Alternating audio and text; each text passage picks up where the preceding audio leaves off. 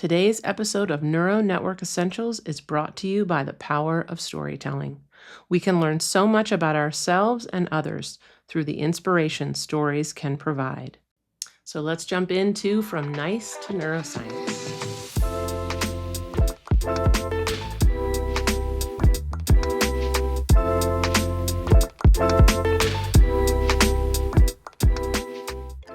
For the first many years of my life, being nice was the only tool that I had in my toolkit.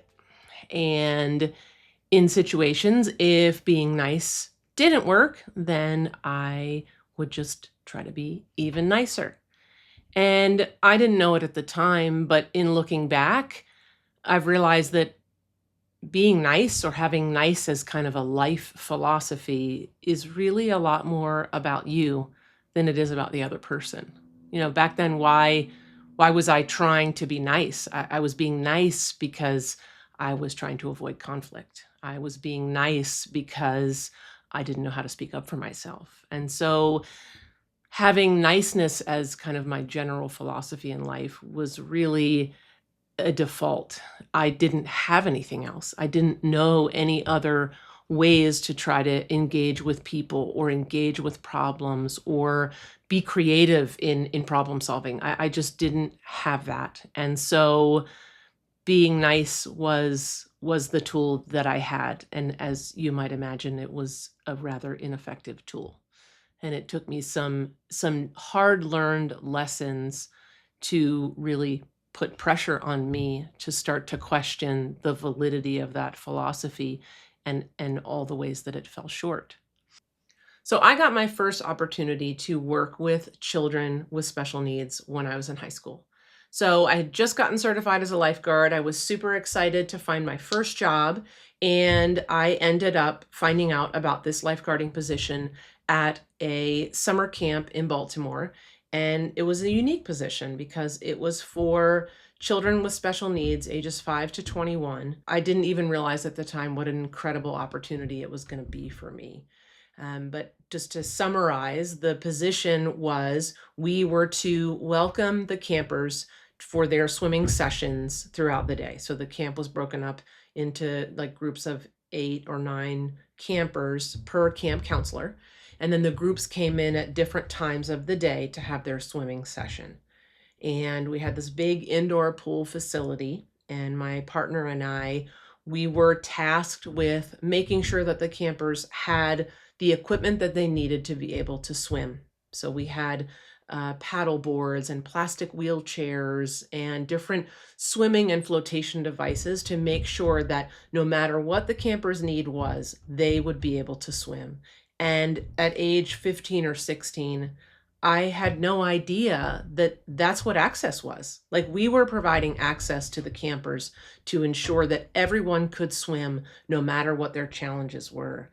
Anytime you see children in the water, there's something so foundational about it and so grounding. And it was no different for these children. And when they came into the indoor pool facility every day, no matter what group it was, and we're in this indoor building with high ceilings, and as soon as the campers came in the front doors, even if we were around the corner, we could hear them. We could hear their joy and their squeals, how excited they were that it was time to swim. And it was such an incredible experience that I got to be a part of. And watching the camp counselors, who were absolutely incredible, they were in the water with the children, and it was just an opportunity that we were all there together, making sure that the kids got to enjoy swimming. And it was like there was no place they would rather be than in that pool. And so that I worked in that camp 2 summers, and before I left for college. It was such a profound experience for me to come to the realization of how much we have in common as a humanity, that no matter what challenges we face, we really want, in essence, the same kind of things out of life, even if it looks different from person to person, right? We want to feel connection with others. We want to feel accepted. We want to have purpose and agency, like an ability to move about our environment freely and to be curious and engaged with the things that are around us. And that those 2 summers at that camp really showed that to me in a way that was so clear. And being a part of making sure that the campers could swim was just tied to that for me. It really became like a new lens that I had on the world. And that started my path for special education long before I knew that I was going to become a special ed teacher. It started to awaken something in me that unfolded over time and contributed to me getting on the path of being a special ed teacher. So now I'm coming to the end of high school and I am trying to figure out the answer to the question, what am I going to do with my life? And for the longest time, as long as I can remember being a small child, I always loved art. I drew on everything, which my family can attest was oftentimes problematic because I drew on all kinds of things I shouldn't.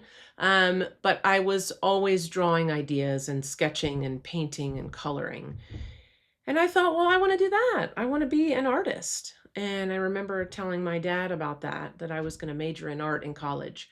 And, he was just replying from kind of his generation of like, oh, you don't want to do that. You don't want to be a starving artist. No, nobody goes to college to be an artist. You have to go do something that's going to help you make money. And he said, you should major in business because everybody owns a business. And so I thought, well, okay, I don't really know how to make this decision, so I will major in business. So I head off to college, and that is my major. But also for my first semester in college, I had to take an elective, and my advisor recommended I take Psychology 101 for one of my social science credits. So I get into Psych 101, and I am instantly enamored with this topic. I was never introduced to psychology before, had no concept of what that was all about. And here we are diving into studying about people's behavior and why they do different things and how children learn and grow and develop. And I just remember being entranced with this class. I never wanted to miss a minute. And even though I worked hard and I studied, it was like for psychology, it was like, it just felt second nature. It was like this information that I didn't know was out there. And then when I found out it was out there, it was like, oh, I can't get enough of this. And I think that shows already, even if it wasn't conscious, there was something in me that already knew that niceness as a world philosophy for me was not going to take me very far. It was really not going to help me understand the bigger problems of life, for my own life, for the world at large. And so this hungriness that I had for psychology just really launched me through all of college. And of course, not even before the end of that first semester, I had changed my major from business to psychology because it was like, well, I don't know anything about business, but I don't care because psychology is where it's at. This is what I want to know. And so towards the end of college, now thinking like, okay, well, what am I going to do with this degree? I am thinking, oh, I want to be a guidance counselor. And, I'm going to go back or I'm going to figure out what courses I need so that I can do guidance counseling, which I knew was an advanced degree. And my dad was a career TE teacher and football and wrestling coach. And I told him that he had already worked through the I guess disappointment of, oh, I'm not going to major in business. So I tell him that I want to be a guidance counselor. And his really sage advice this time around, I will say, is he said, I want you to talk to some of my colleague friends that are guidance counselors. I want you to hear directly from them about the best way to start this path. And that was really incredible advice that he gave because I couldn't have known any of those things on my own. And so I met with two different guidance counselor friends of my dad's at the time, and their resounding advice of all the things that they shared, the most important thing I walked away from meeting with both of those guidance counselors was you really need to know what it's like to be in a classroom first. That their recommendation was for the time period, right? I know things have changed now, but back in the 90s, their advice was you really need to become a teacher first and understand what it is like to stand in front of a room of students before you become a guidance counselor. Because if you only go into guidance counseling and you haven't stood in front of a classroom, you aren't going to understand the full perspective of what's happening. And you're at risk for always only seeing the perspective of the student and not also holding that with the perspective of the teacher. And there's more layers to it than that, but that was really sound advice. And I really appreciated getting to meet with both of them so I could make the best decision for me. So what did that mean for me now? At this point, I'm a senior in college. I'm getting ready to graduate with my bachelor's in psychology. And I knew that I couldn't change my major at that point for education. I had very little time left. I was on a scholarship. I needed to graduate on time. So I knew I was going to need to go back to school to get my teaching certificate on top of the bachelor's degree that I had.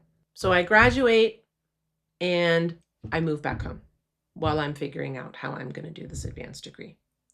And coincidentally, my dad was still teaching, and at the high school where he worked in Baltimore, they were hiring for a special education paraprofessional or a special education teacher assistant.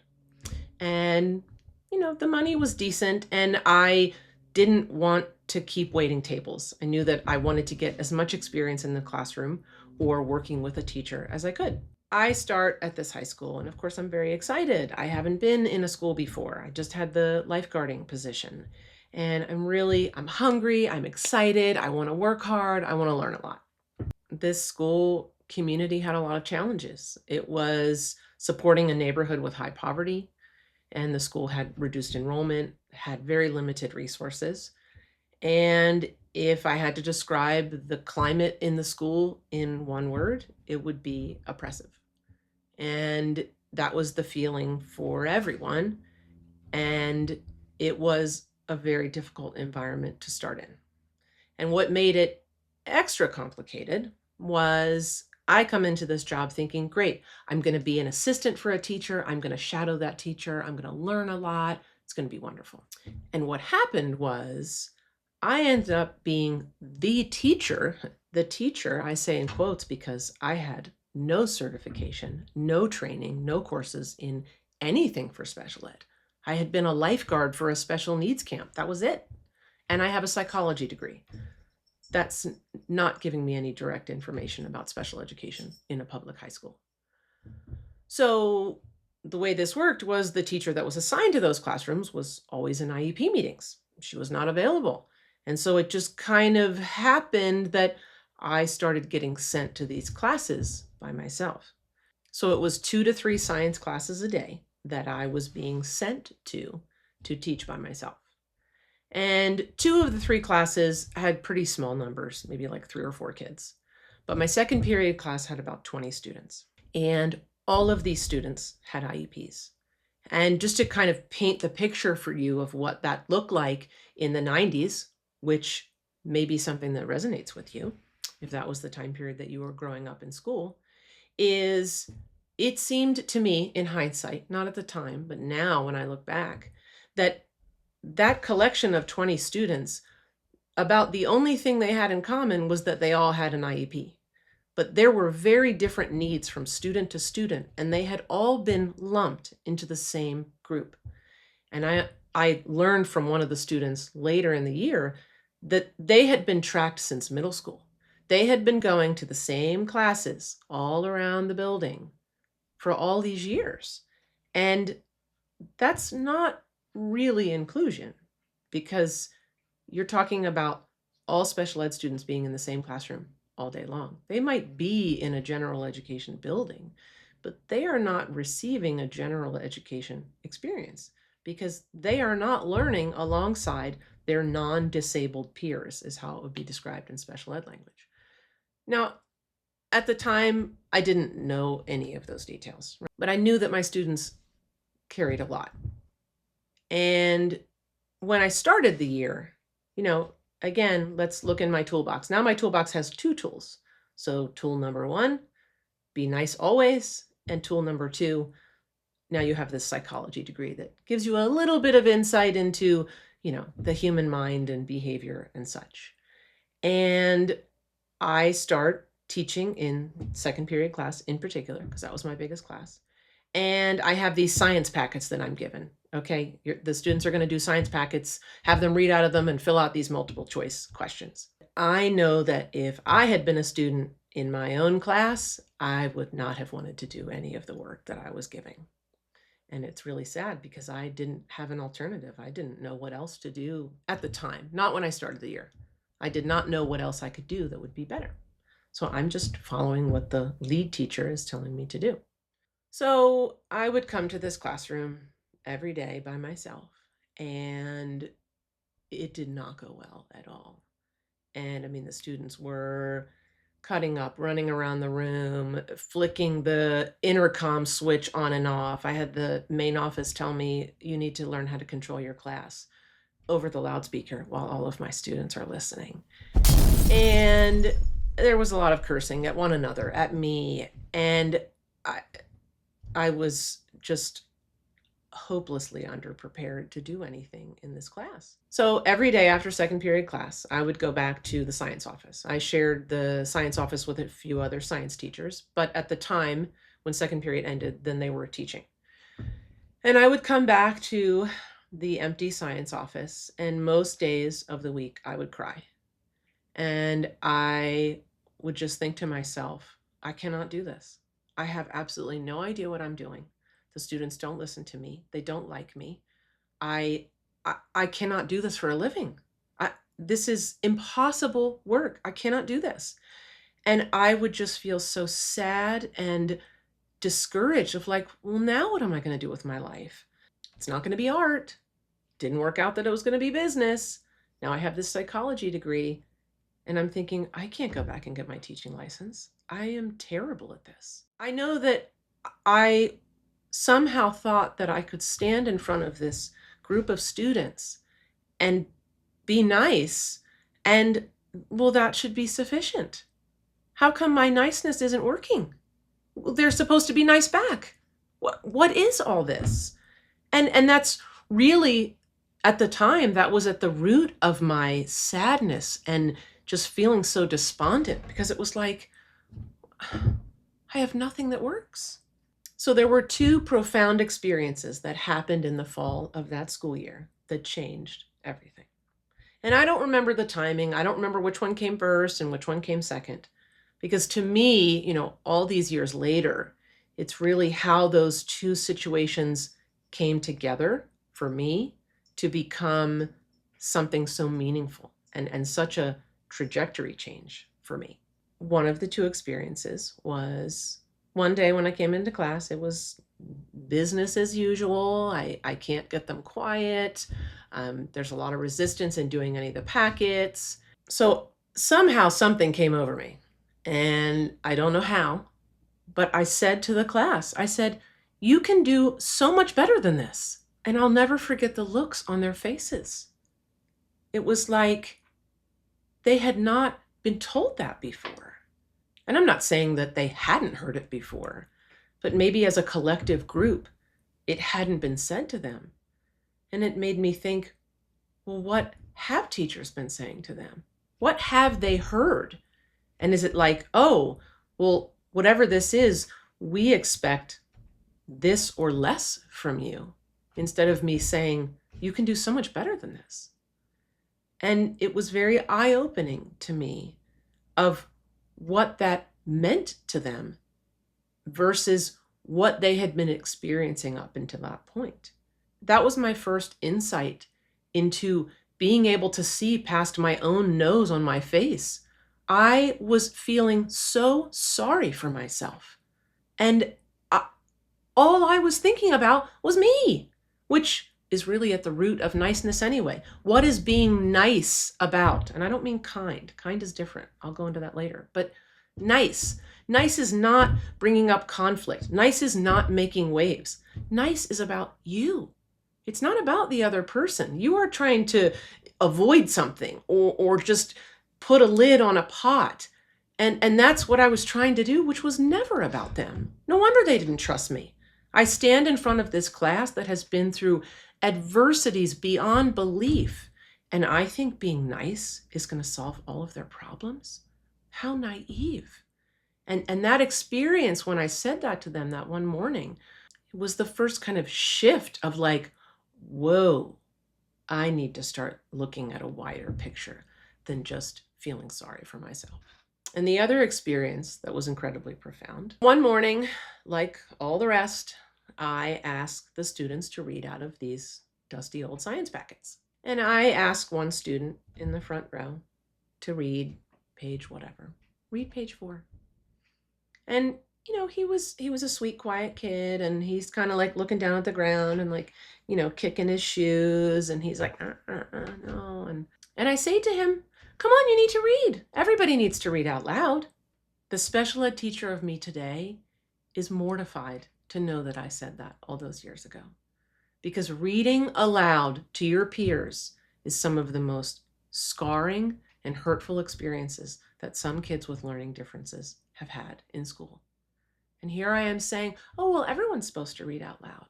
Why? Why? I didn't even know why I said that. So before I can push him any further to read aloud, another student in my class who had a problem with me from day one, rightfully so, she jumps out of her chair and starts yelling at me and cussing at me. And I don't know what to do. So I ask her to come out in the hallway with me. So we get out into the hallway and she's like, what is wrong with you? Why are you making him read out loud? He can't read. And I remember being absolutely stunned. I mean, I didn't say this to her, but I thought, what do you mean he can't read? He's 15 years old. You learn to read in elementary school. Why would he not know how to read? And yet at the same time, I wasn't not believing her. I just didn't know what to do with what she was telling me.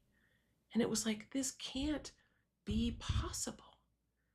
And I will always remember that student. I will always remember my second period class. And I will always remember her for having the courage to stand up to me when I was not getting it. And this was a courageous thing for her to do as a student. And it was an incredibly courageous thing for her to do as a Black student in a school taught by almost all white teachers in an environment that was incredibly oppressive.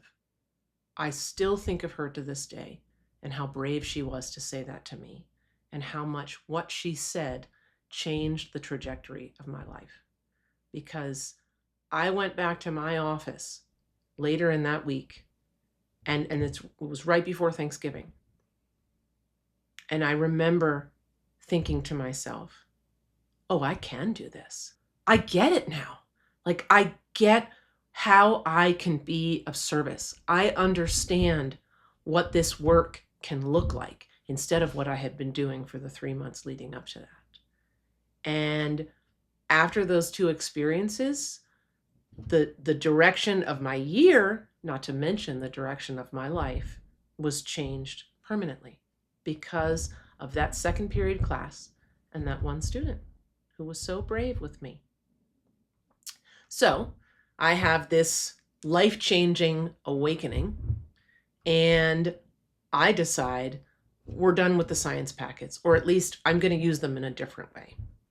And we studied a lot of different science topics that year. But there's two in particular that I remember most that really stand out for me. And the first one was we learned about the periodic table. And I had shifted from, no more reading aloud, no more multiple choice.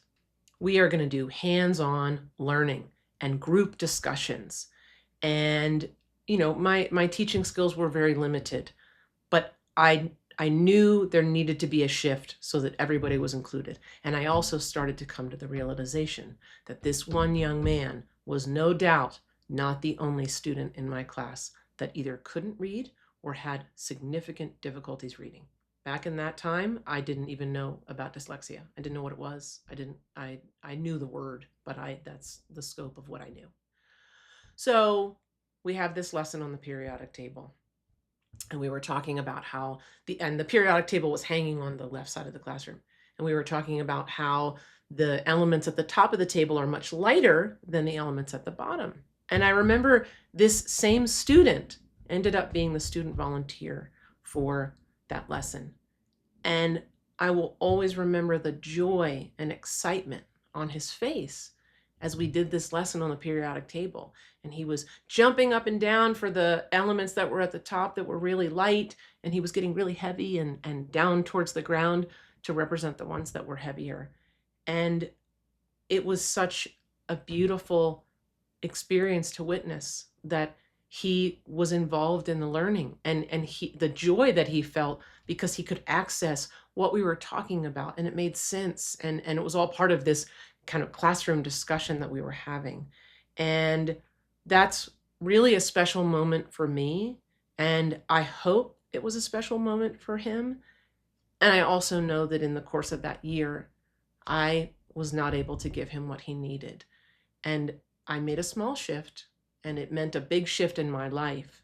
But I wish I had had more skills and training that I could have given him and that whole second period class more of the instruction that they deserved. They deserved and needed so much more instruction than I was able to give. And then the second lesson that I remember was we were talking about solids, liquids, and gases. And so I decided to bring in whipping cream, and we were going to do an experiment to show what happens to whipping cream as a liquid when you whip it for many minutes. And I brought in the whipping cream and some salt and a loaf of bread.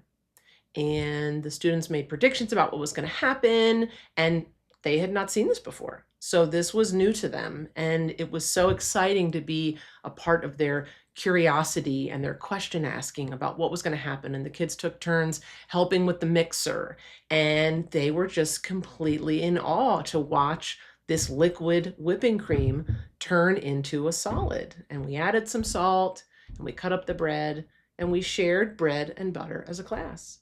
And that was another really special experience for me to solidify this idea of what learning can look like that gets students excited. I wish my second period class could know how much they changed my life. And I wish that I could have changed theirs as much as they changed mine.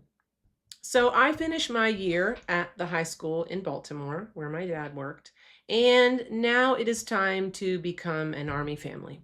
So my ex-husband, we started dating in high school, and we're together through college, and then he graduated college and he joined the Army. And so what this meant was we were going to, yes, be an Army family, but we were also going to move every 1 to 2 years. So I really had no idea the adventure that laid before me when I started that journey. So we get to Fort Bragg, which is in North Carolina. I'm looking for a job after we get married. It's the fall. And I find out from the local school district that I actually qualify for a program called the Lateral Entry Program. And what that meant was I could teach during the day while going to school at night to get my teaching certificate. So I ended up getting a job that year. I was half-time at an elementary school and half-time at a middle school. And it was very different from one school to another. At the middle school, I had my own office. I could pull students out and do small group instruction there. In my elementary school where I was working, I didn't really have an office. I kind of had to teach kids all over the building. So I taught students in the hallway. I just had a tote bag with all my activities, and I would pull a student out of class, and we would sit in the hallway and work on whatever skills they needed to work on.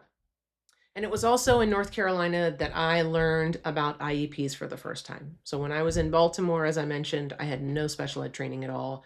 I barely knew what an IEP was. I certainly didn't know how to read one, and definitely didn't know how to write one. So when I got to North Carolina, this was really my time to get inundated and trained on how to do an IEP. So to walk down memory lane for a minute, what it looked like to write an IEP in the late 90s had nothing to do with a computer. Everything was on paper. In the morning, you went and checked your, not inbox, but your mailbox in the main office. And that's where the principal or whoever left papers in your mailbox that you had to read. That's how you got your information.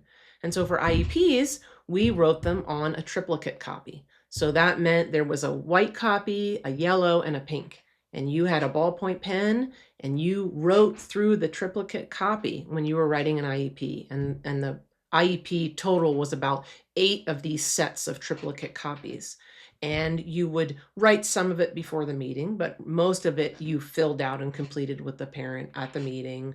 If you made a major mistake that you couldn't cross out an initial, you had to tear it up and start over. So very different than how we write IEPs today, all computerized and sometimes probably even using AI at this point. So in North Carolina, I am learning all about how to write IEPs, which is great.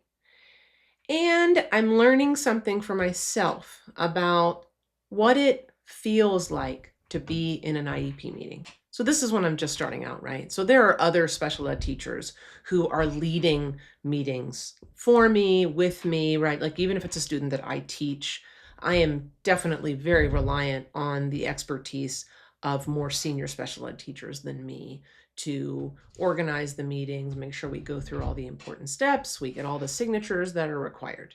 I remember my kind of takeaway from those early IEP meetings was how often they felt sad and negative. And watching the parents' interactions at these meetings, that it was a lot of like heads down and not encouraging conversation and a really heaviness for the parent experience. And I remember thinking like, there must be a lot for these families to carry of like the struggles that their child is having at school. And it wasn't until years into the special ed profession that I started to make the connection of, oh, there's also experiences for the parent that are coming up in these meetings, and starting to realize and learn about the genetic inheritability of many neurodivergent conditions. And not only that, but really the anecdotal lived experiences of these parents of what they went through in school, that now they're coming into a school building to talk about their own child's difficulties. And that's bringing up all kinds of feelings and experiences that they had being in a school building, and the compounding effect of that. And that was kind of a window into that experience in the late 90s when I was starting out. That continued to develop for me over time of like, what must these IEP meetings feel like for the parent? And coming to the realization, and this is later experiences, but when I start to gain more leadership skills and thinking, we're going to change that. We are going to change these IEP meetings so that is not how they feel. And we want IEP meetings to be a place of strengths and encouragement and inspiration and collaboration so that we can create something really beautiful, not only for the student, but for their family, because it's a family experience. And so those early experiences for me teaching in North Carolina started to just introduce that idea to me, where it was like, this seems really difficult. There's got to be a better way. But I needed some more life experience and teaching experience under my belt to figure out how to make that happen. So as I mentioned before, we are an Army family, and so we move a lot. So I am only at that elementary and middle school for about a year and a half before it's time for us to move as a family. Now we're moving to Washington State, and it's January. So sometimes it can be hard to find teaching jobs in the middle of the year because the contract is for the school year.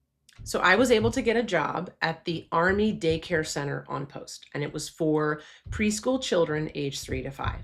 And I knew nothing about teaching preschool other than having been a preschool student myself when I was 3 to 5. So I knew nothing about teaching preschool, but I knew I loved working with kids. I had a great experience when I did the lifeguarding position, and there were many younger kids as a part of that summer camp.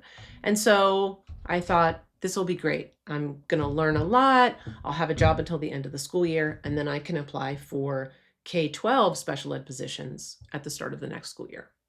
So I start working at the preschool, and it's pretty long hours because the kids that go to this daycare preschool are children of active duty military families. And so they work long hours. And so many of our kiddos in the full day program came into the daycare center at 6 a.m. and they were there until 6 p.m. And so it was a long day for these preschoolers. And so there was a lot that we need to do as teachers to keep them engaged, make sure they were fed at the right times and got good naps. And, it was a long, long day for them. So I got to work under the incredible instruction of Miss Norma. And Miss Norma was everything you would ever dream of wanting your child's preschool teacher to be. She was so joyful and loving and encouraging and sturdy for the kids and just always full of hugs. And the children absolutely loved her. And I learned so much just from even being in her presence, watching her with preschool children and how she engaged them in problem solving and helped them to be independent. And I wanted to come in. I was excited. I was hungry. Again, my toolbox is super limited of what I know at that point in life. But I always worked hard and I always wanted to learn more. And under Miss Norma, I learned a lot. But in the early parts of my time at preschool, I had these big ideas about the kind of lessons I wanted to teach the preschool children. And one of the lessons that I wanted to do was all about things that float and sink. And I made this like 2-page paper that I presented to Miss Norma about how I was going to teach the kids about floating and sinking. And I was going to tell them the definition of what it means to float and what it means to sink and what is the on and on. And Norma was so lovely. And she said, "Oh, Erin, you are so excited about teaching the children. I love that. And one suggestion is preschool children don't really take very well to being talked to. They really need to engage with the material themselves. So how could you change this lesson around so that you do a lot less talking and they do a lot more exploring? What could you do with this lesson of floating and sinking to help the preschool children kind of guide their own learning?" And she gave me some wonderful pointers. And so the next day I came in, and while the children were all at their different centers, I got this big tub and I put it on the middle table. And then I came over and I filled it with water. And while I'm doing this, the kids are like playing at their centers, but they're looking at me and they're very curious. And what was my long-winded reading off of a paper lesson, which would have been a disaster, became this incredible engaged experience where we invited the children over to the table and we had them make observations, and then they each got to put their hand into a bag with a mysterious object they could pull out. They didn't know what they were going to pull out, and they were going to make a guess as to what was going to happen with that object. Was it going to stay on top of the water? Was it going to go to the bottom? Was it going to do something else? And the children were so engaged and so excited. And the best part of it was I barely had to do any talking. That was the whole point that Norma was trying to show me, was that, and we hear this in teaching a lot, the one who's talking is the one who's doing the learning. And I got to watch this beautiful learning experience unfold and not only listen to the questions that they came up with, but then the dialogue that they were having with themselves. 3, 4, 5-year-olds saying the most incredible things and making observations and things I never could have come up with on my own. I'm one person. And there were 12 children around this bucket with various objects that were sitting on top of the water and sinking to the bottom. And what does that mean? And it was such a profound experience for me. And another transformative part of my journey of what Norma helped invite me to see, that curiosity in learning is really what needs to be at the heart of it, or we're not really teaching in a way that's giving our students the best opportunities. And so my time at the Army preschool daycare was pretty short. It was for 1 semester. But I walked away with such riches from what Norma showed me that then the children could also show me. And they were wonderful lessons for me to take to my next school. So I wrap up my time at the preschool and I get a job for the next school year at a middle school. And it was in a severe needs program. So I had 11 students and I think about 5 assistants in the program. And we had students with a wide range of learning needs, disabilities, mobility, autism, intellectual disabilities. And I was to be the lead teacher of this program. And I'm super excited for this new opportunity. And I find out that one of our families is not happy with the school. They are not happy with things that happened at the end of the year prior. And they are also ready to have their child's IEP meeting, maybe a few weeks into the school year. And I've just met all of my students. Writing IEPs at the beginning of a school year when you are brand new can be really difficult because you have barely gotten to know the student, and now you have to write a plan for the next one full year of their education, and it can be very challenging. So I had to do a lot of talking with other teachers and teacher assistants that knew him from the year prior, and also be ready for what could potentially be a pretty stressful meeting. And I don't know what I'm walking into. I just know that the family is very unhappy. But my principal was really supportive, and he wanted to make sure that I didn't feel alone in this meeting. So he had my next door neighbor, special ed teacher colleague who had been at the school for years. He had him sit in on the meeting with me, and he was just there. It was my meeting because this was my student, but he was there to answer any difficult questions and just kind of help to make sure that, I felt supported, but also that the meeting could be successful.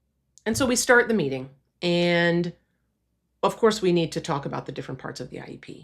But somehow I had the wherewithal to ask the family about their frustrations and to really give them the floor and let them explain what happened previously that they were unhappy about, what were their frustrations. And I don't know what prompted me to do that. I think it certainly helped that I was walking into a situation fairly fresh. So even though it was stressful to think like, oh, this family's not happy with us, I really didn't know what had gone on. So I wanted to understand better. And then I asked the family, well, what are your hopes for this year? Like, what would you hope for this year to become so that it's better for your child and we can support you in the best ways, right? And I remember that the meeting never took a turn. It didn't get worse, it got better. And my new colleague, I think he weighed in a couple things, couple questions that the family had that I couldn't answer, being new. And then we wrapped up the IEP meeting, and the family seemed pleased with the new IEP that we wrote, and they left. And then my colleague said to me, "That was absolutely brilliant. That was so wonderful." And, I'm still new to things. And so, I'll take the compliment, like, thank you. I appreciate that. Like, that's good because I feel like I don't really know a whole lot. And I was glad that he felt that the meeting was a success as well. But I also remember thinking, like, is that really all that brilliant? I asked the family for their perspective. I wanted to know, like, what were the things that were frustrating? And it wasn't in an effort to blame anybody. It was in an effort to understand better. And I think something that is a really big challenge in education is the fear that we have of being blamed. And it prevents us sometimes from asking meaningful questions to families and parents that could actually help us build a stronger bridge with them, because then we are giving them the opportunity to share. We have to get over that fear hump of like, well, if I ask them, then they're going to blame me. And yeah, it doesn't feel good to feel like we're being blamed. And schools can become very stressful places. And I know that, and I will certainly speak to that in other episodes. But we lose sight of the most important thing, which is we are here to support students, and students are the heart center of their family, their parents, their guardians, their caregivers, whoever they are, that it's like, this is their heart. This is the center of their world. And we can't create anything wonderful and meaningful if we do not include them in meaningful ways. And so, and I make this parallel in sports. I've been playing sports since I was like 14. I think about that just in terms of the competitiveness of sports and the importance of sportsmanship. That yes, you are playing against someone. Most sports, there is an opponent that's near you on the field or in some capacity. And the importance of sportsmanship, because without my opponent, I have no sport. I have nothing to play. I cannot play this game that I love if I don't have an opponent who's here willing to play with me. And that to me is the fundamental importance of sportsmanship, because it honors the game. And I make that direct parallel to the classroom, that without the student, we have no job as teachers. They are the purpose of our work. And for families, their children are the purpose of their work as a family. And we have more things as adults that we navigate, but the children are the heart center. And so how can we create anything strong and meaningful and beautiful with families if we don't ask true, honest, open-ended questions?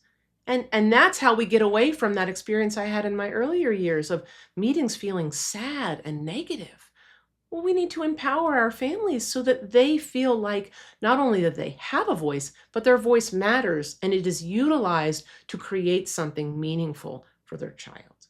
So all to say, that IEP experience was another transformative experience for me of look what can be done when we ask parents their perspective. And also, this is very important, we can't just say, well, what went wrong? We also have to say, what is your vision for what can make it better? Because the parent is also the expert. We are the teaching expert.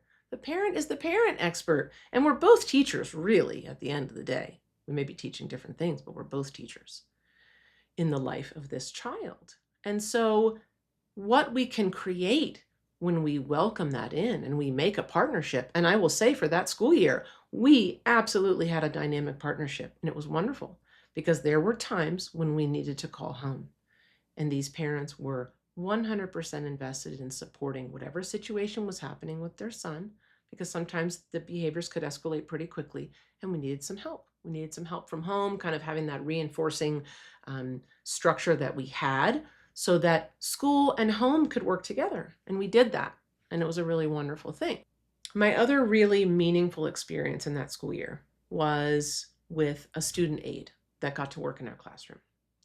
And so, as I said, I had 11 students. It was me and 5 incredible assistants who really made this program run. I mean, they had been working there for years. They knew these students so well. And I don't know how I would have started the year without their compassion and expertise and just absolute brilliance with children that had a lot of needs. I can't thank them enough for all that they gave me in that year that was so meaningful. And to that end, even with 1 teacher and 5 paraprofessionals with 11 students, we still needed more support sometimes. And a student aide is a wonderful opportunity for a peer to come in to our program and support one of our students with whatever academic tasks we're doing. But my next door neighbor, colleague, he was the special ed teacher for the SED program, and the acronym, I think that acronym still lives on today, but it stood for at the time serious emotional disability. And so he worked with the students that had a lot of behavior challenges.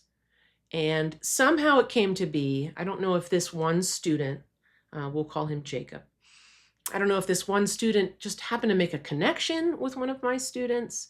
I don't know how that was forged, but it was a really incredible opportunity. And I talked with my next door neighbor colleague about the possibility of Jacob coming in to, I think it was like our second period time block when we did math, and working with one of our students. And this particular student in my class, he was on the spectrum. He was also nonverbal. And he was lovely, very quiet, but he could get easily dysregulated. And kind of one of his safety things that he did to help himself when he got overstimulated was he would kind of put his hand over his ear and cover up like this. And he did that quite a lot in the beginning of the year. And so our team, we thought it would be a great idea if Jacob worked with this particular student on his math work. And Jacob was instantly welcomed into my classroom. And I could feel the draw that my students had to him, even if it was unspoken, but it was like, here's this student from the rest of the building, and he wants to come spend time with us.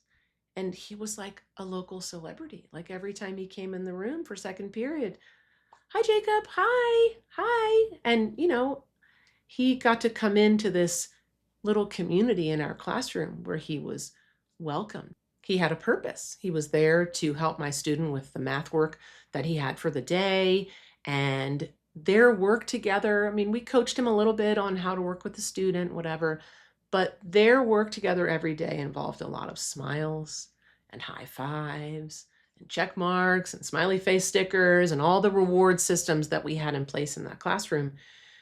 But really, the relationship was the most meaningful thing. And I really, to this day, don't know who benefited more. I don't know if it was my student that benefited the most, or if Jacob benefited the most, or they both just benefited in incredible ways that really are beyond what we can measure. I just was so grateful every morning when he came into our classroom, and he really set such an example of what a student aide can offer a peer in a school setting, especially for my program, given the significance of needs that my students had, and what that connection to kind of a neurotypical experience, which is interesting, and I'll get to that in a minute, because Jacob himself had an IEP. But my students wouldn't have known that. They wouldn't have made that connection, and it didn't matter. It wasn't for them to know.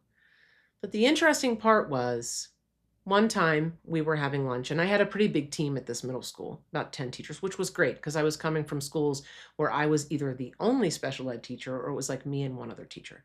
So at this middle school in Washington State, it was wonderful because I had a really big community and team of teachers that could provide a lot of support to me, and just kind of the fellowship of having other teachers doing similar work with you. So one day at lunch, my next door neighbor colleague is telling this story about Jacob, my student aide. And he's telling this story about this whole behavior disruption that happened. And he, I guess, got in a fight with another student, and it was quite intense. And I'm listening to this story, and I remember I was thinking to myself, that can't be Jacob. That's not our Jacob. He wouldn't do that. And I wasn't discounting my colleague's story of what happened. I know that's what happened. And I thought, what a significant difference of hearing this story of what is happening for Jacob in the hallways of our school building with his other peers and other challenging situations, versus the peace and purpose that he came into when he came to our classroom. And what a difference that was for him. And I remember wishing that we could have given him more of that in his school day, and what an impact it would have had for him to have more minutes and hours in the school day where he felt purpose and community and welcoming. And not for other teachers' lack of trying, but being in the school building with other peers, and other peers with similar challenges, and kids that lived in the same neighborhood, and other relationship problems that would come to school with him. It was a lot harder to navigate that out in that bigger space than it was in the controlled environment that was our classroom. And I remember talking to my neighbor colleague at another time, a few days after that story, and saying to him, like, I just was so shocked to listen to you tell that story, because I couldn't believe it was the same Jacob that we know. And he, of course, was like, I know. He's like, isn't it so heartbreaking that those two dichotomies have to live within him? And then he explained to me, which I didn't know before, that my student aide, Jacob, went home most days of the week and had to take care of his two younger brothers while his mom was at work. And he got home from school. He had to make sure they got their homework done, not to mention his own homework, which often was left not done because he ran out of time. He had to feed them dinner. He had to make sure they were bathed, and that everybody got to bed on time. And most nights of the week, Jacob went to bed with his brothers, and his mom was still not home from work. And this was all on the shoulders of a 13-year-old. And I thought, well, no wonder when he comes to school, this is his outlet. He has to be a grown adult at home. And so where does he even get to be 13? What does that even mean in his world? But coming to school, there was no place for any dysregulation or any of the difficulties that he was carrying. And so school became the outlet for that, for a variety of reasons. I mean, it was a complex situation. But what three very different worlds that Jacob had to live in, of being at home and having to be like an adult, and then coming to our second period class and getting to truly be a peer, be a 13-year-old peer and model for another student in need of support. And then what it was like for him to be in the hallways of school that were more unstructured and more volatile and very painful for him to navigate. And I took that learning experience with me of, again, all of these experiences keep widening my world, right? I mean, now I'm in Washington State. I think almost 28, and I have definitely moved in a new direction away from niceness as my philosophy, right? I'm really getting inducted into what it is like for many of my students.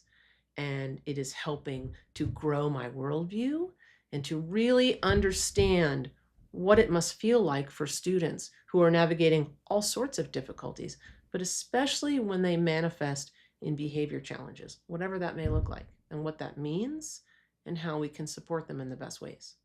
Still had a lot to learn, but I learned a lot in that year that I took with me to my next schools to make sure that other students like Jacob would get even better support, especially when I moved into leadership positions, to make sure that the advocacy was there to create better structures in the school day for students that were struggling like that. So this next chapter was really a multitude of many chapters. So we leave Washington State, we move to Fort Benning, Georgia. We're only going to be here for like 9 months because military schools are pretty short, and that's not great for a teacher. And I will say that not only is it difficult to be a military spouse and have a profession, but in some time periods, it is nearly impossible. And for me to move every year to year and a half, which we did for a long time, it was hard for me to stay in any school district and have any kind of continuity. But at the same time, when we moved to Fort Benning, I was newly pregnant with our oldest, and I knew that I wanted to be home with our children for an extended period of time. So yes, there were the challenges of moving a lot and trying to maintain a teaching career, but I also knew I wanted to make a shift and I wanted to be home with the kids. And in the time period while I was pregnant with our oldest, 9/11 happened.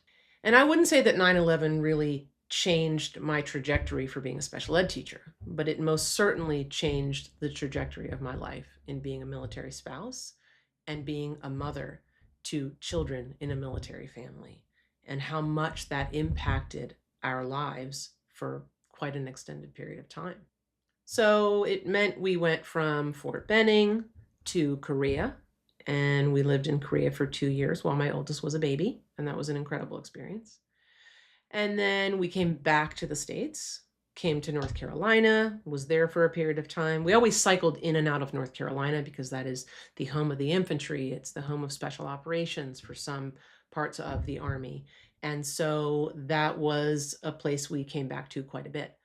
So back to North Carolina, then we went to Rhode Island for another military school. So that was again like 9 months. We leave Rhode Island. At this point, we have 3 children, and we come back to Virginia. My ex-husband was at the Pentagon. And in that time, I started coaching lacrosse because I thought I really want to figure out how to navigate being a parent and going back to work. And so coaching wasn't full-time at a high school in Northern Virginia. And it was a really great opportunity for me to be back with students. I loved it so much. I loved working with high school girls. And it was just great to combine my love of teaching and education with sports, which were always so important to me. And so those were really treasured years when I got to coach. From there, we went back to North Carolina. And in the course of those years, which was about 11, I was plenty involved in school. I just wasn't actually teaching. So I was involved in PTO. I volunteered in my kids' classrooms. I was a scout leader with Boy Scouts and Girl Scouts, and stayed involved in education, but it was really through the experiences of my own children. So then we get back to North Carolina, and this is a new personal chapter for me because now I am navigating getting separated and getting divorced. And at the same time, I am returning to the classroom full time. So my youngest at that point was in kindergarten, and I came back to special education. And I didn't mention before, I had started that lateral entry program in North Carolina however many years prior to that, right? 12, 13. And every place we moved, I took more college classes, and I finally got my teaching license, I think about 2 months before my oldest was born. And I thought, well, that's going to sit on the shelf for a while. But I did get it done, and I had my teaching license. So now we're back in North Carolina again, but it's 2012, and I get a job at a middle school. And this teaching position is for the SED program. So you might remember I talked about Washington State, my next door neighbor colleague. He was the lead teacher for the SED program. So it still had the same name, serious emotional disability. And in my program at this middle school, I had 3 students, 3 6th grade boys. That was it. And I had an assistant that worked with me. And I learned quickly into this job that it seemed like the main purpose of this role was to escort my students out of the general education classroom whenever they got kicked out. Now, that's not, of course, what would have been written on paper, but in practical application, in doing this job day in and day out, that is most often what occurred. And my students were learning nothing. Well, they were learning nothing academic, I will put it that way. They were learning a lot about society and systemic barriers and their treatment in the classroom and assumptions that were made about them. I mean, they were 6th grade boys. They were 11 and 12 years old. This continued to be a problem. And one thing that became obvious to me was how the boys were treated as if they had come into the world disabled, instead of acknowledging the disabling conditions they were having to navigate, like having a parent in jail, having a teenage parent, having an absent parent, having an abusive parent. These were all circumstances that my 3 students had no control over. And it is what they carried with them wherever they went. And to be treated not only like this was just their disability, it was a part of their genetics, and that's the way it is, but also how easily they were looked at and treated like criminals. And that is an incredibly difficult stereotype to outrun, especially when you are 11 and 12 and you don't have a lot of tools in your toolkit either. I mean, how much can you know at that age to try to outwit and outsmart those kind of burdensome stereotypes? And so by later in the fall of that year, this cycle of just coming into class, getting kicked out, it was exhausting, and it was just so inappropriate. And I remember going to my principal and saying, hey, what can we do about this? And I was like, I want to teach them. I will teach them this one particular content area. They got kicked out quite frequently. And I said to my principal, I'll teach them. Let me have the textbook and I will teach them. And she said, well, you can't do that. You're not certified to teach in that area. And I said, oh, okay. So I went home and I Googled how to get certified to teach this content area. And I studied for about 3 weeks, and I signed up to take the praxis class. And right before winter break, I passed the praxis, and now I had this endorsement on my license. So now I actually could teach the students that, because legally I was allowed to. And I came back to her and I said, here's my praxis score. I am now certified to teach this content area. And after winter break, I'd like to start teaching them in my classroom. And so that's what happened. Now, the problem to that is I'm solving one issue, but I'm also at the same time creating another. And that's the really difficult challenges that we have in education. Again, that's for a different episode. But there's a lot of like one bad choice versus another bad choice. And then you just have to decide which one does less harm. And that is very problematic in public education. So the problem with this choice was, okay, it's great. They're not going to get kicked out anymore. They're actually going to come and learn, but they're going to come and learn back in my classroom, which is a special ed classroom, which means it is my 3 students, me, and my assistant. There are no general education peers or neurotypical peers learning alongside of them. And so my students could still feel the ostracizing nature of that now when we have this class, the rest of their peers are here, And they're going to come back to our classroom and learn this content area. And it's like, well, why can't we stay in there? Even though staying there meant that they kept getting kicked out. And there didn't really seem to be an accessible solution to that. So this was the best alternative. And they could learn without having their learning interrupted, without being kicked out and shamed and embarrassed in front of their peers. And I couldn't watch that heartache. And it was just wrong. It was injustice. It was not okay. And I also had, as I said, very limited resources to work with. And so I was trying to solve the problems to the best of my ability. And I remember talking to a very dear mentor of mine about this situation. And she had said to me, you are in a very impoverished circumstance right now. And not even talking about the neighborhoods and whatever, talking about the school. You want to give them Thanksgiving dinner, figuratively. You want to be able to give them an array of nourishment for their education. And for a variety of reasons outside of your control, you cannot. But you can give them bread and butter and water. And you're going to give them the best bread and butter and water that you can, because that is what you have at your disposal to be able to do. And that is better than them having nothing. And it was still such a difficult reality to accept, because all of my special ed students deserve a Thanksgiving type dinner of education every single day. Just like those students back in Maryland, my second period class, the class that is the reason I am a special ed teacher, they deserved Thanksgiving dinner every day as well, and they didn't get it. And how interesting that I had that lesson where we made butter and had bread and butter. And here all these years later, I'm teaching these 3 students in another state. And the best I can give them still is bread and butter and water. And it's not right.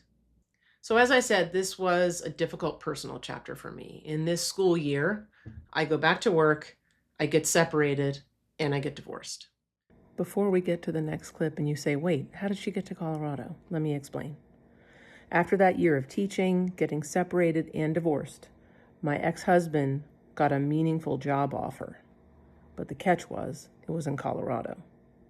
It was the hardest decision of my life, but I offered to move there too with the kids so we could all be in the same place.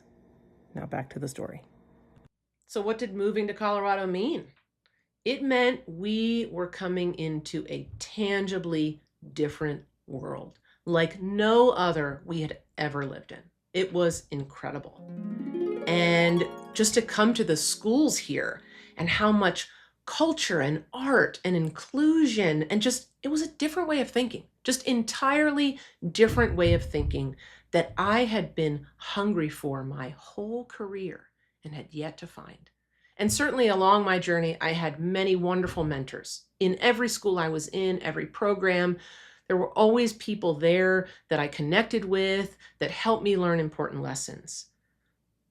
But I was hungry for so much more, and I just didn't have access to it. Again, access. Access is not just for our students with special needs and neurodivergence, but for teachers too. Teachers need to have access to resources and training and information that make them better teachers. And Colorado did just that. And not only in coming to Colorado, but I was kind of new coming back to education, right? I was 11 years home with my children. Education had changed a lot in that time, and in many ways for the better. And one significant thing that changed was the creation of this thing called RTI, Response to Intervention, and also MTSS, which is Multi-Tier Systems of Support.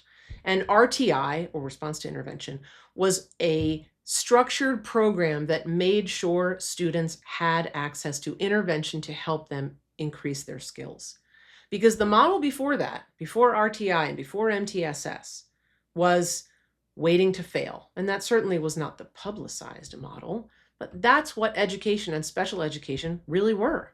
It was, we just wait for a child to catastrophically fail, which is like 3rd, 4th, 5th grade at that point, and then we'll do an evaluation and see if they need an IEP.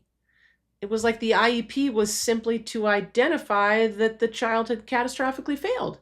rather than the IEP being an instrument of support and access and appropriate instruction to help them grow as learners. So this RTI and MTSS movement was definitely taking that in the right direction. And MTSS is really just kind of a bigger part, an umbrella term that RTI is a part of. And MTSS really is just including all people in the school experience of the child, right? It's a whole school and community model. It's in some school districts, they say it's the way we do school, right? That making sure there are many layers of support for students so that we're not waiting for them to fail. And we don't wait to give them support when they're in 4th grade. Instead, we start in preschool and kindergarten. So that was really the first main thing that I noticed to be hugely different when I came to Colorado. And another one was such open conversations about neurodivergence and dyslexia in particular. Like I told you in my first job back in Maryland when I was in that high school, I didn't know what dyslexia was. I had heard of it, but I had no idea what that was. And to come to Colorado and we are having active and open conversations about dyslexia. And not only that, but like there are instructions that are made specifically for students with dyslexia to help them crack the code of language so that they can learn how to read and write effectively.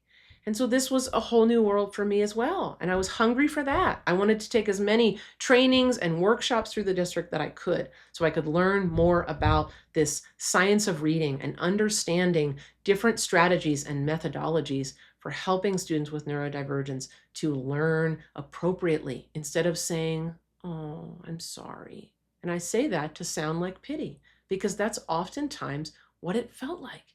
It was like an IEP was a ticket to feel sorry for a student. And I don't think people realize that's how it came across hard, but it was like, are we doing anything to support them in meaningful and purposeful ways? And if the student had an IEP and had behavior challenges, well, we already know what kind of assumptions and stereotypes would be made about them for that. So Colorado is a different place. And that doesn't mean Colorado still does not have its challenges and there are experiences of exclusion and other problems. I'm not saying that Colorado, it just magically fixed everything, but they were leaps and bounds ahead of many other places that I had lived, and they were offering things that could help make teachers better. Now, of course, I couldn't go back to those other places that I was, and I was there years and years ago. So I could only know the journey that I was on, right? But coming to Colorado was a huge step for me and my family. And really, I would say what was also profound about that was I finally could feed this hunger that I had and rapidly build my skills. Build my skills as not only a special ed teacher, but as a facilitator of meetings with families. Our meetings were not going to be sad, discouraging places anymore. They were going to be places of encouragement, and we start with strengths and we talk about all the things that are going well, and we collaborate together and we create brilliant plans moving forward to support a student in the most dynamic ways. Now that I had the skills under my belt, now that I had the training that I had been so hungry for, I could make those things happen. And I had the skill and expertise to become the leader that I knew I could become. And now I could truly be an advocate for my students because I was in positions of leadership in places where things can get changed. And I will say that a classroom teacher is already in a position of leadership. You are a leader to those students. You make a huge difference. And when we can also be a seat at the table for conversations about what's happening in the school and the district, we can make even more change and we can influence that in more meaningful ways. And so Colorado was really the place where those things could crystallize for me and I could make major transformations in the kind of special ed teacher that I was and the kind of work that I was able to do and the ways it could benefit my students and their families. And that was an incredible, rewarding time for me to really be in a place where all of these things could come off the ground.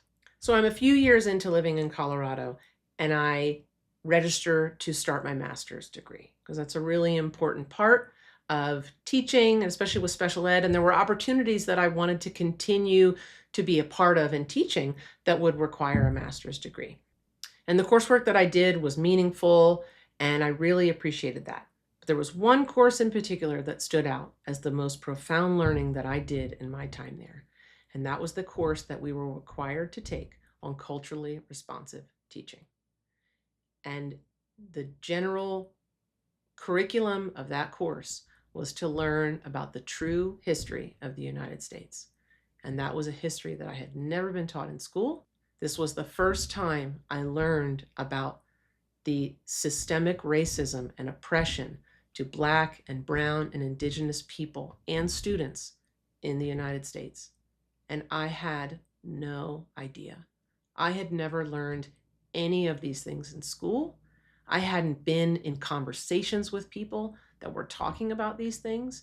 And I know part of it was I didn't even have an awareness of that. And I'll go back to my first tool in the toolkit for a minute because I think it's really important to make that connection. My philosophy was just be nice. And what that means is my interpretation of what racism was not being nice to Black and brown people. That was the extent of what I thought racism was. And so if I was nice to everyone, white people, brown people, Black people, indigenous people, I wasn't being racist because I was being nice. And no wonder my second period class had so much problem with me in the beginning. And that doesn't mean I had figured these things out by the end of the year. I still knew none of these things back in the late 90s. But for me to stand in front of them and have no awareness as a young white woman teacher of what they had suffered in school and in society as Black and brown students, I had no idea. And they knew I had no idea. And that makes students very anxious. And the behaviors that result are just from a place of not feeling safe. And I didn't have the knowledge or the skill or the humility to be able to make them feel safe in more meaningful ways. Yes, the year improved and there were improvements that I made, and that's great, but still not good enough. And it wasn't until this course that I could really look back and think, oh my gosh, the things I didn't know, which means the harm that I did when I didn't know I was doing harm. And that's some of the worst harm because we don't even realize it.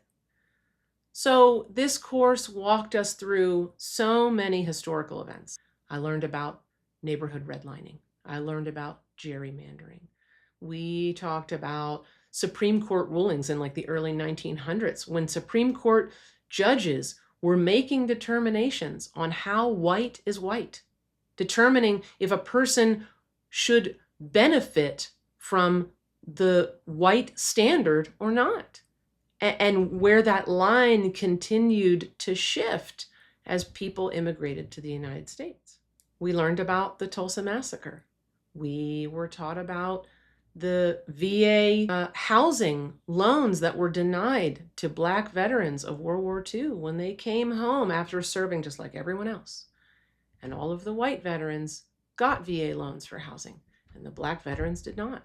And the catastrophic effects of that over time with neighborhood redlining, with gerrymandering, that continually, systematically took away power and opportunity and access to people of color. And this course was so eye-opening for me. And I am so grateful at the transformation that I could have because of learning through this course. And this was happening alongside of some major events in the current day. And one of the most profound for me was the murder of Philando Castile by police. And not only the unimaginable tragedy of that and being killed in front of his girlfriend and a child, but that he worked for the local school district as part of the lunch program. And all of the children that were impacted by his murder and how tragic that was. And that was the parallel to me going through this course in my master's program. And that really helped me to tie all of it together, of also the reality of this is happening every single day. And as an educator, I have a deep and profound responsibility to always keep a connection to that so that I can have that as part of my forward effort with all of my students. It is not something you put on a shelf. It is something that is out in front, that is a part of the service and the work you do for your students so that you can help to dismantle those systemic barriers. Because when people have access to what they need, they can be their best. They can be their most brilliant and incredible. And if that is not the job of a special ed teacher, I don't know what is. So my last major chapter, I guess you could call it, in learning that really brought me from NICE to neuroscience, which is in the present day for me, was about a year and a half ago. A friend of mine recommended a podcast that was featuring Dr. Gabor Mate. And he is a medical doctor and he's written many books specifically on neurodivergence, addiction, ADD. And I was so impressed by this podcast and the way he spoke about ADD in particular. That's what he was focused on in the discussion of this podcast. How ADD is a reflection of a highly sensitive nervous system, and that there are genetic components and genetic inheritability, but that the feature of ADD is a highly sensitive nervous system. Not all of the symptoms that we attribute to ADD and ADHD, those symptoms arise, he was sharing, from exposure to chronic stress, disruption, chaos, trauma in early years of development, and how that affects a sensitive nervous system over time. And that really kind of in these formative years, 0 to 7, is when the brain wires itself to the environment that it's in. And that really kind of sets the nervous system on a course. And for a person with neurodivergence, ADD, he's speaking of, it can have very catastrophic effects in terms of the kind of nervous system dysregulation that can result.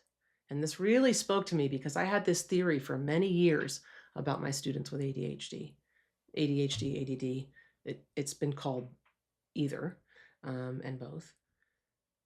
But thinking about how stress might be actually exacerbating the challenges that they're facing. And where does stress and other disruptions play a part in what looks like ADD and ADHD in a school building? And so this really spoke to me because I thought, oh, I've been pondering this question for years. And so out of that hunger to learn more, I started to listen to his book, Scattered Minds, The Origins and Healing of ADD, on my commute to and from work. At this point, I was teaching in Denver. I was so struck by what he shared. He's an excellent storyteller. It's a pretty lengthy book. It has a lot of research in it, which was great for me to listen to because I could really take it in better ways. His stories that he shares for himself also being a person with ADD and kind of his own journey with that. But it really struck me of like, how can we make a more balanced focus here about what is happening for neurodivergent students as a function of their nervous system? You know, we have these social beliefs that if enough of us believe it, well, it becomes true. And a social concept isn't necessarily something that's real, like this pencil, but it becomes real because we as a collection of human beings treat it as real. And so then it becomes something that has an effect on other people. And I thought about how many different social concepts and even stereotypes my students had faced over the years about things that were really a function of what was happening in their nervous system. And your nervous system is what is taking all of your information in. It's taking in the information from the environment and then telling your body what to do about it. In very simple terms, that is what's happening repeatedly throughout your day. And then if you are talking about neurodivergent conditions being a function of having a highly sensitive nervous system that notices a wide array of details in the environment, that then the nervous system doesn't know what to do with all of it, and it puts the person in a state of chronic dysregulation. How does that show up in behavior, in an ability to sustain attention when you're doing work at school, navigating relationships, friendships, social time, sensory overload, all of these things that affect students with neurodivergent conditions to varying degrees, depending on what the condition is. And I thought, we need to bring more about the nervous system into this conversation. And so from reading his book or listening to his book, that launched me on a path to get involved with reading many other books from neuroscientists about really unpacking, like, what is the function of the nervous system? How does it work in all these different ways to respond to our environment, to really keep us alive? That's what its job is. And what does that mean for neurodivergent individuals? And this was transformative again for me, of like, we got to get away from the social concepts. There's plenty of social concepts that are wonderful, right? About treating people with kindness, which benefits you and me at the same time, versus niceness that doesn't. And what does it mean to, appreciate people's humanity and their lived experiences, and showing compassion? Like, those are still social concepts. I can't I can't look at what is compassion in front of me. It's not something I can measure or weigh, but it's something a person can experience. But there's a lot of social concepts and stereotypes that are incredibly damaging, especially for students with neurodivergent conditions. And so I thought, well, we need to shift this. We need to shift this conversation, because we are putting a lot of blame and responsibility simply on the student or adult, in whatever situation, with neurodivergence, when there's a lot going on in their nervous system that they don't realize, that they can't directly control because of this cycle that happens when we are chronically dysregulated. So I put that together with yoga teacher training instruction I had done a few years prior. So I did a 200-hour certification program to become a yoga instructor. And mainly I did that for my own growth as a yoga practitioner. And I learned a lot about not only the anatomy of the body and how that works with vinyasa yoga, which is breath to movement, but also understanding kind of Eastern philosophy and Eastern medicine as it relates to yoga poses and the effects that they have on our nervous system.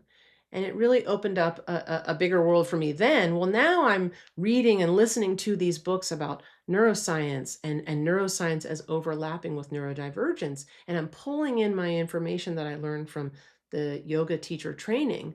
And that's kind of solidifying my thinking even more of like, okay, we're missing something here. And I had done some research and study on yoga, the practice of yoga with soldiers with post-traumatic stress disorder. And that was very meaningful to me, being a military spouse myself for many, many years, and what was happening for our soldiers coming home from war, and the catastrophic effects that was having on their nervous systems, and how there was a lot of research and applied practice that was being done in the field of yoga to help support veterans and soldiers with post-traumatic stress, to be able to regulate their nervous system and be able to function in everyday life, after all that they had been exposed to.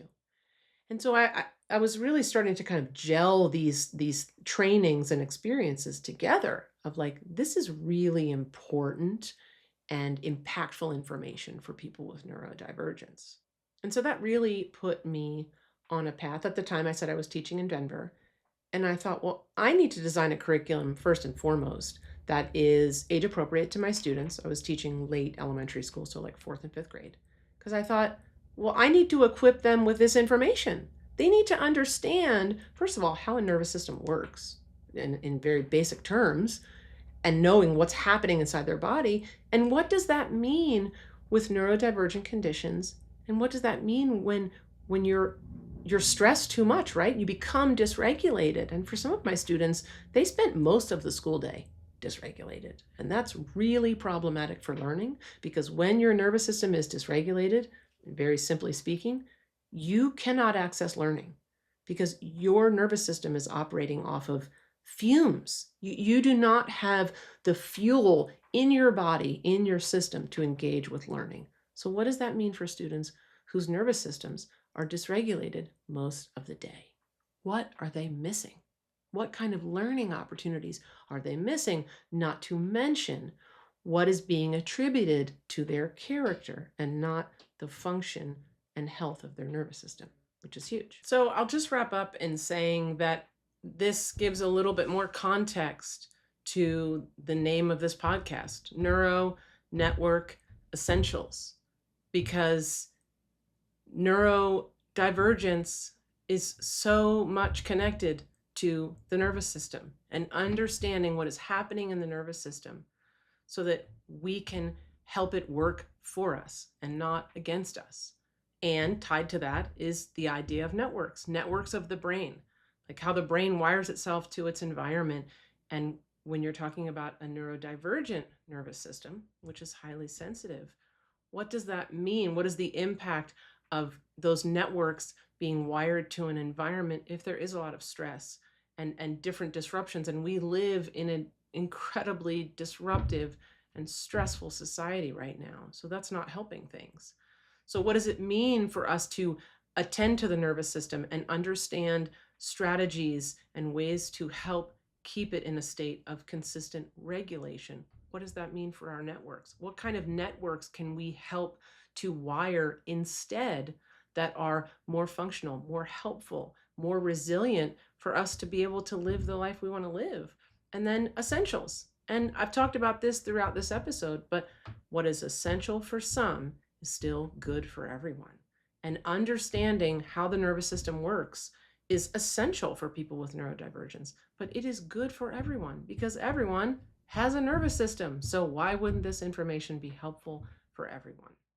This concludes episode 2 from Nice to Neuroscience, my journey as a special education teacher.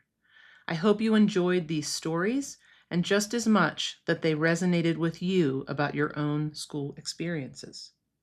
To invite some reflection, I've left some questions for you to consider, or you might feel inspired to create some of your own.